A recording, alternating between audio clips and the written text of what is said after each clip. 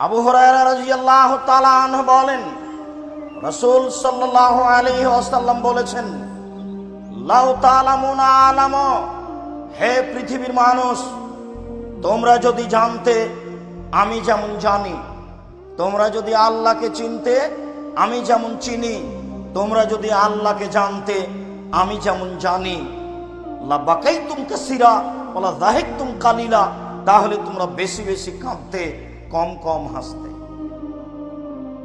হাদিস তো বুখারী মুসলিম। বিবেচনা করেন তো বিষয়টি নিজেকে দিয়ে, যে আমাদের কান্নাকাটির সময় আসে কখন, আমরা আল্লাহর ভয়ে কান্নাকাটি করি কখন। আল্লাহর নবী তো বলছেন যে আল্লাহর কসম, তোমরা যদি আল্লাহকে চিনতে আমি যেমন চিনি, তোমরা যদি আল্লাহকে জানতে আমি যেমন জানি, তাহলে বেশি বেশি কাঁদতে, কম কম হাসতে।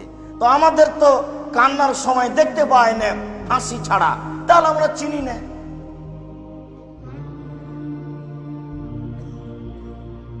রাসূল সাল্লাল্লাহু আলাইহি সাল্লাম নিজের বিষয়টি পেশ করছেন এইভাবে যে আমি চিনি বেশি। ঘটনাটা ওইরকমই হলো যে যা সালাসাত রাহাতিন ইলা নবী সাল্লাল্লাহু আলাইহি সাল্লাম, তিনজন লোকের একটি দল আল্লাহ রাসূলের বাড়িতে আসলো। তখন তিনি বাড়িতে ছিলেন না।